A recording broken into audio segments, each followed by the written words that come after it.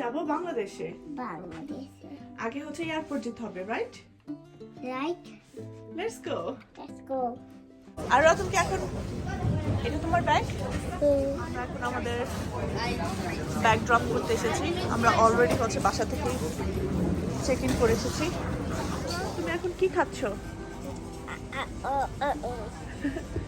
আর হচ্ছে এখন burger king থেকে বার্গার খাচ্ছে।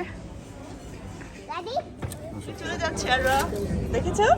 আঙ্কেল বাসায় চলে গেছে। হ্যাঁ, আঙ্কেল আমাদেরকে এয়ারপোর্টে নামিয়ে দিয়ে চলে গেছে।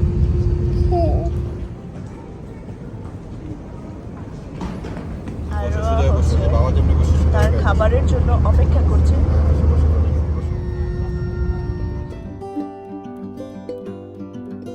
আমরা এখন আছি হচ্ছে ইস্তানবুল এয়ারপোর্টে। আমাদের ফিনল্যান্ড থেকে এই এয়ারপোর্টে আসতে সময় লেগেছে অ্যারাউন্ড 3.5 আওয়ার্সের মতো, এবং আমাদের জার্নিটা আসলে খুবই রিল্যাক্সিং ছিল। এবং আমি আসলে টার্কিশ এয়ারলাইন্সে ট্রাভেল করে খুবই হ্যাপি। এর কারণ হচ্ছে এটা যদিও হচ্ছে 3.5 ঘন্টার একটা ফ্লাইট ছিল, কিন্তু তারপরেও তারা নর্মালি বড় ফ্লাইটসগুলিতে যেই ধরনের ফুড সার্ভিস প্রোভাইড করে থাকে, যেই ধরনের হেভি ফুড প্রোভাইড করে থাকে, তারা আমাদের এই ছোট্ট এই জার্নিটাতেও ঠিক সমপরিমাণের হেভি ফুডই আমাদেরকে প্রোভাইড করেছে। সো তাদের সার্ভিসটা আসলে খুবই ভালো ছিল। এবং এখন তো আমরা হচ্ছে ট্রানজিট আমাদের 3.5 ঘন্টার মতো এই এয়ারপোর্টে। তারপর আমরা 3.5 ঘন্টা পর আবার ঢাকার উদ্দেশ্যে রওনা দেব।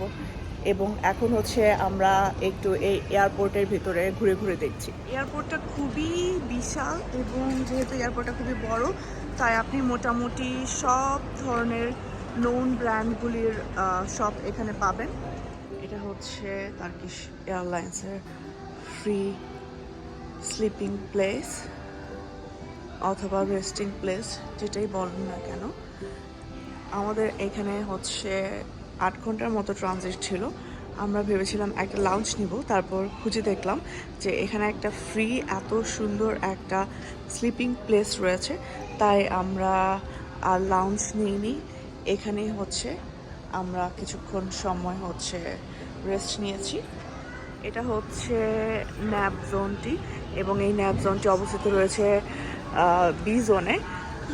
আর আমরা এখানে তো কিছুক্ষণ রেস্ট নিলাম, এবং খুবই কোয়াইট প্লেস।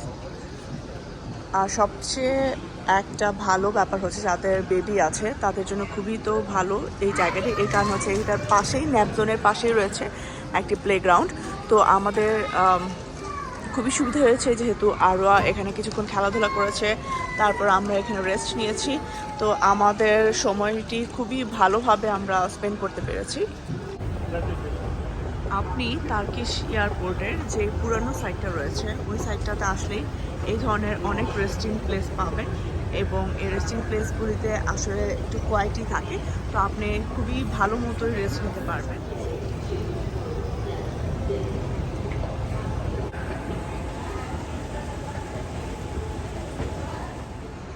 এখানে বসেও আপনি হচ্ছে কিছুটা সময় পার করতে পারবেন। এটা হচ্ছে একটা টেরাস, তারা খুবই সুন্দরভাবে এই টেরাসটাকে ডেকোরেট করছে, এবং আপনি এখান থেকে বাইরের ভিউও দেখতে পাবেন।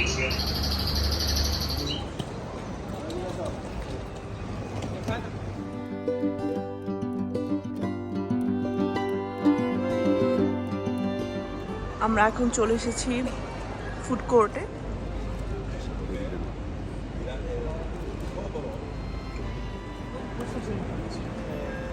খুবই ওয়েল মেনটেইন একটা এয়ারপোর্ট। আপনি সব জায়গায় হচ্ছে এই ধরনের ইনফো বুথ দেখতে পাবেন। আমাদের যেহেতু 8 ঘন্টার মতো ট্রানজিট, তাই টার্কিশ এয়ারলাইন আমাদেরকে একটি হচ্ছে সুবিধা দিয়েছে। সেটি হচ্ছে আপনার ট্রানজিট যদি হচ্ছে 3.5 ঘন্টার বেশি হয়, তাহলে আপনি তাদের কাছ থেকে ফ্রি ফুড ভাউচার পাবেন। আমরা যেহেতু 3 জন, তো আমরা হচ্ছে 3টা ভাউচার পেয়েছি খাবারের, এবং আমরা হচ্ছে সেই খাবারের ভাউচারটি কালেক্ট করতে এই টার্কিশ এয়ারলাইন্সের কেয়ার পয়েন্টে চলে এসেছি। এখান থেকে আপনি হচ্ছে আপনার ভাউচারটি কালেক্ট করতে পারবেন।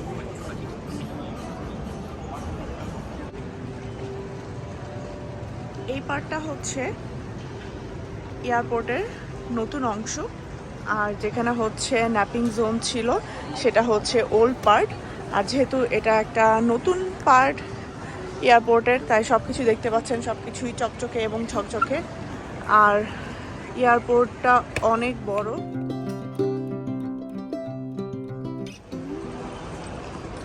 নিচের ফ্লোরে সব শপিং করার জন্য সব ধরনের দোকান রয়েছে, আর উপরে রয়েছে ফুড কোর্ট, ওই যে দেখা যাচ্ছে ম্যাকডোনাল্ডস, আর ওই পাশে আরও কিছু ফুড কোর্ট রয়েছে, আর নিচেও কিছু খাবারের দোকান রয়েছে। এই যে খুবই সুন্দর করে এই এয়ারপোর্টটা একদম সাজানো গোছানো, এবং যেহেতু বললাম যে নতুন এয়ারপোর্ট, সব কিছুই খুবই সুন্দর করে একদম দেখতেই পাচ্ছেন। সবগুলি কি সুন্দর করে ডেকোরেট করা, বিভিন্ন ধরনের শপ রয়েছে এখানে।